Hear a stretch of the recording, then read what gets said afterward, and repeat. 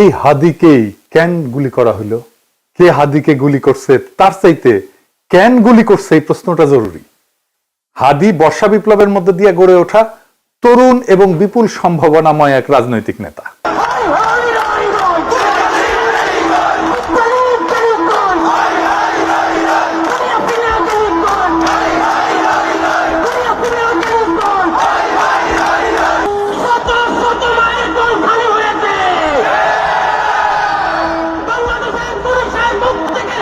অনেকে আওয়ামী লীগের দিকে আঙুল তুলতেছে।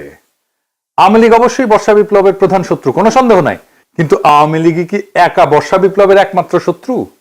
না, রাজনৈতিক দলগুলো যারা হাসিনা বিরোধী লড়াই করছে তারাও তো বর্ষা বিপ্লবকে ধারণ করে না। সরকারের মধ্যে বিপ্লব বিরোধী ধান্দাবাজ অপদার্থ ধ্বজভঙ্গ লোকেরা ঢুকিছে একের পর এক। প্রফেসর ইউনূস নিজের বউয়ের ডাক্তাররা ঢুকাইছে মন্ত্রী পরিষদে, বন্ধুর পোলারে ঢুকাইছে, তার গ্রামীণ ব্যাংকের লেসপেন্সার সব ঢুকাইছে, পলিটিক্যাল পার্টিগুলো তাদের নিজেদের লোকদেরকে ঢুকাইছে, এবং বেশিরভাগই অপদার্থ। না আছে এদের ম্যানেজমেন্ট স্কিল, না আছে পলিটিক্যাল নলেজ, না আছে সদিচ্ছা, না আছে শরীরে জোর। আওয়ামী লীগ অস্ত্র কিনে সশস্ত্র যুদ্ধের ডাক দিছে, অস্ত্র কিনে যুদ্ধ করার কথা ঘোষণা দিছে, একবার না বারবার জেনেভায় যায় প্রকাশ্যে দিছে। দেখেন একের পর এক দেখান এইটা সে হোয়াটএভার ইট ইজ, আমাদের কথা হচ্ছে যে আমাদের এই সংগ্রাম লড়াই অব্যাহত রাখতে হবে, এই এদেরকে এখান থেকে উৎখাত করতে হবে। আর আমি সবসময় পার্সোনাল ক্যাপাসিটিতে একটা কথা বলি, সেটা হচ্ছে যে সশস্ত্র সংগ্রাম ইজ দ্য অ্যান্সার। হয়তোবা বাংলাদেশ আওয়ামী লীগ এই নীতিতে হয়তো এখনো যায়নি, কিন্তু ব্যক্তিগতভাবে আমার ক্যাপাসিটি হচ্ছে যে we have to take up arms এবং we have to resist ourself, because আমাদেরকে খুন করছে, আমাদেরকে পাল্টা লড়াই অব্যাহত করতে হবে, এবং এটাই হচ্ছে আমাদের স্ট্যান্ড। আমার কাছে মনে হয় ব্যক্তিগতভাবে আমার স্ট্যান্ড। দেখেন আর একটা দেখান, অস্ত্র হাতে নেওয়া ছাড়া, গেরিলা যুদ্ধ ছাড়া এই রাজাকারদের বিরুদ্ধে জেতা যাবে না।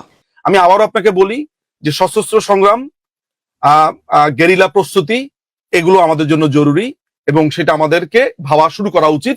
আমি মনে করি বাংলাদেশ আওয়ামী লীগের এসব পুতু রাজনীতি করার সুযোগ নাই। আমরা দেখব যদি ভালোই ভালোই কাজ হয় হবে, কিন্তু দেশ যদি এইভাবে পাকিস্তানের দিকে চলে যেতে থাকে, সশস্ত্র সংগ্রাম এবং আমাদেরকে এই গেরিলা সংগ্রাম বা আরেকটা মুক্তিযুদ্ধ ছাড়া আমাদের কোন রাস্তা নাই। এবার আর একটা দেখান, আমরা করতে হইলে এইখান থেকে পয়সা উঠান, আর যারা মন্ত্রী মিনিস্টার আসল বিদেশ তাকে বলেন পয়সা দিবার জন্য, আমরাও পয়সা দিব। অস্ত্র কিনতে হবে, আমরা যুদ্ধ করতে হবে মাঠে।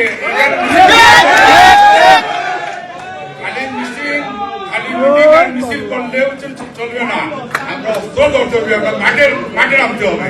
দেখেছেন শুধু কি এরা হাসিনা লেসপেন্সার, হাসিনা নিজেই বিপ্লবীদের হত্যার নির্দেশ দিছে। শুনেন, কথা কম গাছ বেশি।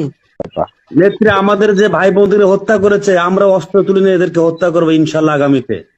মুখে কথা একটু কম বলো তো, যারা কথা বেশি বলে তারা কিছু করতে পারে না। কথা কম গাছ বেশি, ঠিক আছে? মুখ দিয়ে বলতে যেও না, আগে করে দেখো। ঠিক আছে, খোদা হাফেজ। শুনেছেন? তারপরে তো এই ঘটনা, একটা রাষ্ট্রের বিরুদ্ধে সশস্ত্র সংগ্রাম বা প্রকাশ্য খুনের নির্দেশ দেওয়ার বিরুদ্ধে কিছু করছে প্রফেসর ইউনূসের সরকার? কিছুই করে নাই, কিচ্ছু করে নাই। আর ওদের সাহস আকাশে চড়ছে। হাসিনাকে ভারত ফেরত না পাঠাতে চাইলে নাকি আমাদের কিছুই করার নাই, এই বলে তৌহিদানন্দ প্রভুপাদ। শুনেন, ভারতকে রাজি হতে হবে অথবা চাইতে হবে তাকে ফেরত পাঠানো। রাজি না হলে আসলে তো করার কিছু না, আমরা রাজি করানোর চেষ্টা করতে থাকতে পারি। এটুকু। যেটা প্রথমে বলছিলেন, এটা একটু প্রসেসের ব্যাপার আছে, প্রসেসে চলছে, দেখা যাক আমরা কতটুকু অ্যাচিভ করতে পারি। শুনেছেন? এটারে বিএনপি ঢুকাইছে, দেখা দিলাম এটা উপদেষ্টা মন্ডলীতে। এতটাই অপদার্থ, করার কিছু নাই তো তুই উপদেষ্টা আসিস কেন? 111 আমলা ওরে বানাই দিছে মন্ত্রী, এরা গালাইলে ওর গায়ে মাখেন। এতটাই নির্লজ্জ, এতটাই ক্ষমতা লোভী। এদের দিয়ে প্রফেসর ইউনূস ফ্যাসিবাদের আগমন ঠেকাবে। হ্যাঁ, কি আর কমো বালটা ঠেকাতে পারবে। নির্বাচনের তফসিল ঘোষণা করছে না, দেখেন কি ভয়াবহ রক্তপাত হয় এই পুরা নির্বাচনী সময়। কিছুই ঠেকাইতে পারবে না, কেউ তো কথা শোনে না, আমলারাও কথা শোনে না। ক্ষমতায় বসেছে, রাষ্ট্রযন্ত্রের উপরে কোনো নিয়ন্ত্রণ প্রতিষ্ঠা করতে পারে নাই এই 2 বছরে। এত সাপোর্ট দিয়ে গেছে, কোনো স্যাদব্যাদ নাই। আচ্ছা বলেন, এনএসআই, ডিজিএফআই যদি না জানে কারা ঢাকা 8 আসনের প্রার্থী শরীফ ওসমান হাদিকে হত্যার উদ্দেশ্যে গুলি করছে, তাহলে এই সংস্থাগুলো বন্ধ করে তো দিতে হবে। এগুলো রাখার যুক্তি কি? এই সংস্থা দুইটার প্রধানদের আজকে তো বিদায় করে দেওয়া উচিত। এরা কিছুই করতে পারবে না। জাতীয় নিরাপত্তা উপদেষ্টা একজনকে বানাইছে। হ্যাঁ, অনেকে বলে আপনার গুরুজন, হ্যাঁ, ওনারা নিয়ে ভিডিও টিডিও বানিয়েছেন। ওনারে আবার তা আমি কি করব? যে যায় লঙ্কায় সেই তো হয় রাবণ। সে ক্ষমতা উপভোগ করিচ্ছে আর বিএনপির সাথে ঘুটু করিচ্ছে, যেন বিএনপি তাকে পররাষ্ট্রমন্ত্রী বানায়। হাদিকে খুন করার এই ভয়ঙ্কর অপারেশনে যারা যুক্ত ছিল তাদেরকে গ্রেপ্তার করে বিচারের আওতায় না আনতে পারলে প্রফেসর ইউনূস সরকার 12 ফেব্রুয়ারি জাতীয় নির্বাচন সম্পন্ন করতে পারবে না, লিখে রাখতে পারবে। বর্ষা বিপ্লবকে কোনোভাবে মেনে নিতে পারেনি কায়েমি গোষ্ঠী। আর এক দল আছে বর্ষা বিপ্লবকে বিপ্লব বলে স্বীকারই করতে চায় না, বলে এটা অভ্যুত্থান। এটা অভ্যুত্থান নাকি বিপ্লব খুব নির্দোষ বিতর্ক বইলা মনে হয় না, কিন্তু এখানে লুকায় আছে হাদির গুলি খাওয়ার নিশানা। আসেন সেটা বুঝে দেখি। এক শ্রেণীর জাউরা আছে, দেখবেন বলবে এসে আমি সহ কয়েকজন নাকি দেশটারে অস্থির করে রাখছি। বিপ্লবের পরে কোনো দেশ সুস্থির হয় না, কখনো হয় না। বিপ্লবের ইতিহাসে এটা নাই। সুস্থির করার জন্য বিপ্লবী সরকার লাগে। অভ্যুত্থান আর বিপ্লব এক জিনিস না। আমি যদি বাঘরে বিলাই ভেবে ম্যানেজ করি তাহলে বাঘ বাঁচবে নাকি বিলাইয়ের সার্ভিস আদর পাবো আমি? কোনোটাই তো হবে না। এই বিপ্লব না অভ্যুত্থান, এই জিনিসটা বুঝার ভুলের এই খেসারত জাতিকে দশকের পর দশক দিতে হবে। আমি বলে দিলাম, আমি পরিষ্কার করে বুঝাই বলি কেন অভ্যুত্থানের পরে দেশ দ্রুত স্বাভাবিক হয় আর কেন বিপ্লবের পরে দেশ দীর্ঘদিন অস্থির থাকে এবং কেন বিপ্লবের সঙ্গেই প্রতি বিপ্লব জন্ম নেয় কিন্তু অভ্যুত্থানের পরে প্রতি বিপ্লব জন্ম নেয় না। আসেন সেই জিনিসটা বুঝে দেখি। অভ্যুত্থান মানে কি? অভ্যুত্থান মানে ক্ষমতার হস্তান্তর, রাষ্ট্রের রূপান্তর না। ক্ষমতা এক হাত থেকে আর এক হাতে যাবে, রাষ্ট্র বদলাবে না। অভ্যুত্থানে বদলায় কে শাসন করবে, কিন্তু বদলায় না রাষ্ট্রের কাঠামো, আইন, আদালত, ব্যুরোক্রেসি, সেনাবাহিনী, তার কর ব্যবস্থা, আন্তর্জাতিক চুক্তি। এই জন্যই আমরা ভারতের সাথে হাসিনার কর চুক্তি বাতিল করতে পারি নাই। এই কারণে অভ্যুত্থানের পরদিন ব্যাংক খুলে যায়, অফিস চলে, পাসপোর্ট ইস্যু হয়, কোর্ট বসে, বিদ্যুৎ আসে, রাষ্ট্র কাজ করে। কারণ রাষ্ট্র তখনও জীবিত থাকে, শুধু চালক বদলায়। আর 2024 বর্ষা বিপ্লবে কি হয়েছে এটা চিন্তা করে দেখেন। থানা ফাঁকা হয়ে গেছে, পুলিশ নাই, পালায় গেছে। আদালত ফাঁকা হয়ে গেছে, বিচারপতিরা পালায় গেছে, প্রধান বিচারপতি সহ। হয় নাই? বিপ্লব মানে কি? বিপ্লব মানে শুধু শাসক বদল না। বিপ্লব মানে কে শাসন করবে, কেন শাসন করবে, কিভাবে শাসন করবে, কোন আইনে, কোন নৈতিকতায়, সব প্রশ্ন নতুন করে তোলে, নতুন করে ফয়সালা হয়। হান্না আরেন্ট বলছিলেন যে ইংরেজিতে লিখেছে, ইংরেজি যেহেতু লিখেছে ঠিকই লিখেছে, তাই না আমি বাংলা কইরা বলি। বিপ্লব মানে নতুন কর্তৃত্ব তৈরি করা, নতুন কর্তৃত্বকে প্রতিষ্ঠা করা। বিপ্লব মানে পুরনো বৈধতা ধ্বংস, নতুন বৈধতাকে আনা। নতুন বৈধতাকে আনতে হয় বিপ্লবী সরকার দিয়া। সে বিপ্লবী সরকার যদি আপনি না করেন, আপনার বৈধতা, আপনার কন্ট্রোল, আপনার নিয়ন্ত্রণ, আপনার অথরিটি দাঁড়ায় না। প্রফেসর ইউনূসের অথরিটি দাঁড়ায়নি, এই জন্যই দাঁড়ায়নি। কেন হয় প্রতি বিপ্লব হয় বিপ্লবের পরে? কারণ বিপ্লব কাউকে না কাউকে বলে তোমার দর্শন ভুল, তোমার আদর্শ ভুল, তোমার বিশ্বাস ভুল, তোমার সম্পত্তি অবৈধ, তুমি দেশের শত্রু, তুমি জনগণের শত্রু। তাই যখন কেউ সব হারায় তখন সে লড়াই করে। অভ্যুত্থানে কেউ সব হারায় না, বিপ্লবে অনেকে সব হারায়।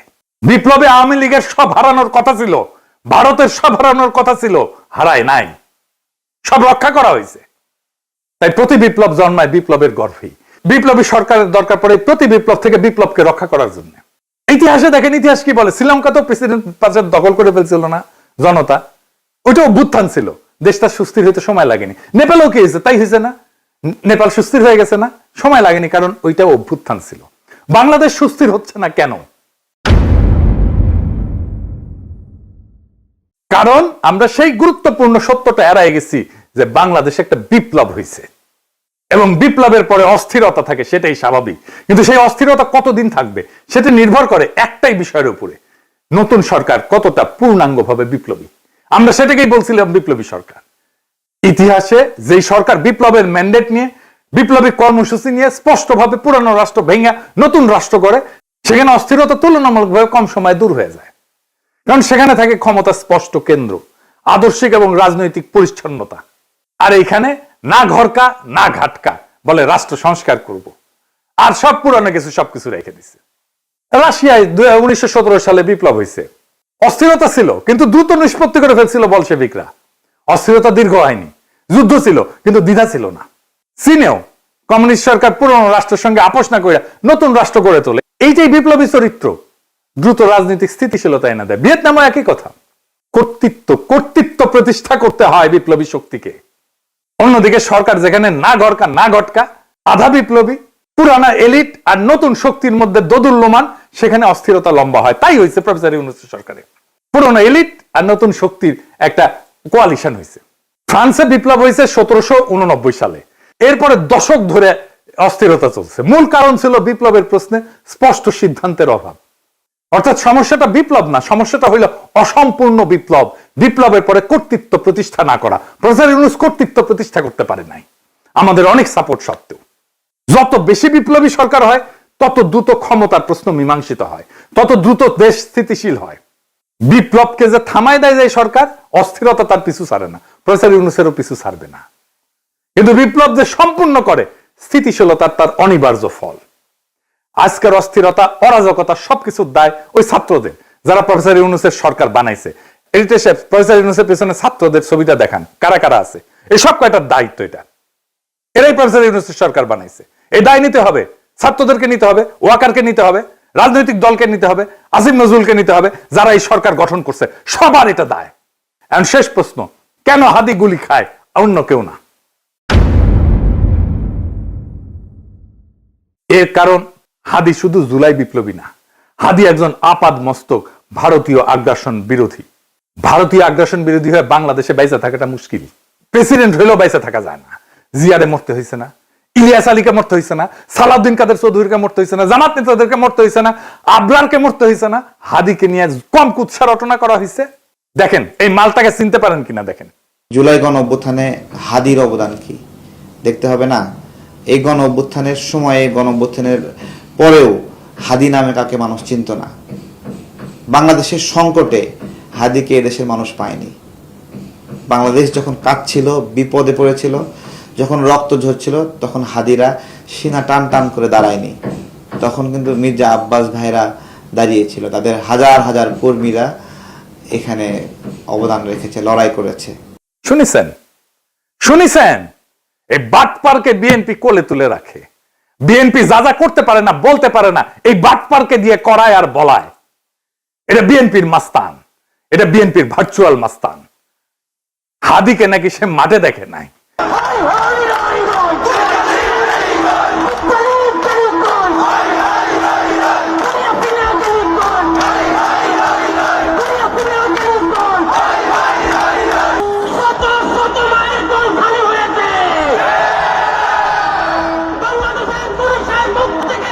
ওই বর্ষা বিপ্লবের হেডমাস্টার, ওর কাছে রোল কল করে বর্ষা বিপ্লবের স্টেক নিতে হবে।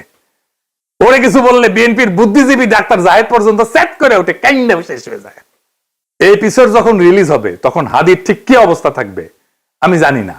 এখনো পর্যন্ত হাদি ভালো আছে। হাদির কথায় আপনারা বারে বারে মৃত্যুর কথা আসতো, শহীদ মৃত্যুর কথা আসতো। আমরা তার এইরকম একটা কথা শুনেই এপিসোডটা শেষ করব। কিন্তু একটা কথা আপনাদেরকে স্পষ্ট করে বলে যেতে চাই, জুলাই বিপ্লবকে বিজয়ী করা ছাড়া আমাদের সামনে আর কোনো রাস্তা খোলা নাই। প্রফেসর ইউনূস বিপ্লবকে লক্ষ্যভ্রষ্ট করেছে। আমরা আবার সেই বিপ্লবকে সম্পন্ন করব, বিজয় করব। প্রয়োজনে আবার এক নদী রক্ত পাড়ি দেব, কিন্তু বিজয় নিয়ে ঘরে ফিরবো ইনশাল্লাহ। ইনকিলাব জিন্দাবাদ। মন খারাপ হয় যে আল্লাহ যদি আমাকে কোনোদিন নিয়েও যায়, তো এই যে ছেলে মেয়েগুলো, মানে আমি আল্লাহর কাছে সবসময় দোয়া করি। আপনি জানেন যে আমার আল্লাহ একটা সন্তান দিছে, 3 মাস ওর বয়স। আমার বাচ্চাটা তো আমি 3 মাসে 30 মিনিটও কোলে নিতে পারি নাই। তো আমার ওয়াইফ খুব মাঝে মধ্যে আর কি মজা করে বাচ্চারে বলে যে ইনকিলাব মঞ্চের মুখপাত্র তোমার সাথে দেখা করতে আসছে। তো আমার এই প্রথম মনে হলো কি যে আমি ভাইয়ারে বলি, ভাইয়া আল্লাহ যদি আমাকে নিয়ে যায়, আমার বাচ্চাটার দিকে একটু খেয়াল রাখেন। তো এই কথাটা আমি বলতে পারিনি। আব্বার একটা, মানে আপনি যদি বলেন যে আমার সারা জীবনের যেটুকুন সততা, সাহস, লড়াই, এটার দুনিয়ার সমস্ত শক্তি আমার আব্বা।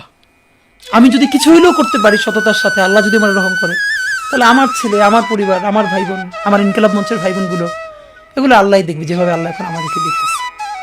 সুতরাং কারো কাছে আর কোনো প্রত্যাশা নেই।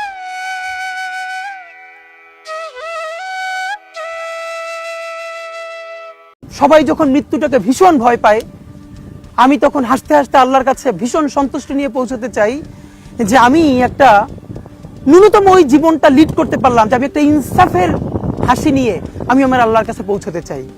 সুতরাং আগামী 50 বছর বাঁচলাম, কোনো ইম্প্যাক্ট তৈরি হলো না আমারে দিয়ে, দেশের জন্য, রাষ্ট্রের জন্য, উম্মার জন্য, জাতির জন্য। কিন্তু আমি ধরেন 5 বছর বাঁচলাম, সেটার মধ্য দিয়ে যদি আগামী 50 বছরের ইম্প্যাক্ট তৈরি হয়, তাহলে অনেকদিন বেঁচে থাকায় কি সাফল্যের বলেন? শহীদ প্রেসিডেন্ট জিয়াউর রহমান কয়টা দিন বেঁচেছেন, কিন্তু ভাবেন আজকে পর্যন্ত উনি আমার অনুপ্রেরণা। হাঁটতে হাঁটতে আমার পা ফুলে যায়, আমি আমার টিম সেদিনকে ব্যাগের মধ্যে জুতো নিয়ে তারপরে একটা শপিং মলে ঘুরছিলাম, মানে পা ফুলে গেছে, পা জুতোয় ঢুকাতে পারছিলাম না।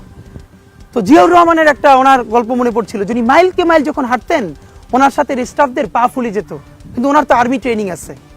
তখন তাকে বলতো যে স্যার আপনার তো আর্মি ট্রেনিং, আমরা তো আর পারি না। এই জন্য ওনাকে মানুষ রাখাল রাজা বলতো। তা আমরাও সারা বাংলাদেশের 56,000 বর্গ মাইলে হাঁটতে চাই, আমরা ইনসাফের চাষাবাদ করতে চাই, একটা স্বাধীন সার্বভৌমত্বের সততার বাংলাদেশ তৈরি করতে চাই। আল্লাহ যে কয়দিন হায়াতে রাখবেন এই লড়াইটা করব। যেদিন নিয়ে যাবেন আমি স্বপ্ন দেখে যেতে চাই, আমি আমাদের এমন টিম, আমি আমার সন্তানকে রেখে যেতে চাই, আমার মৃত্যুর পরে যেন এই লড়াই বন্ধ না হয়, এই লড়াই যেন বাংলাদেশে কিয়ামত পর্যন্ত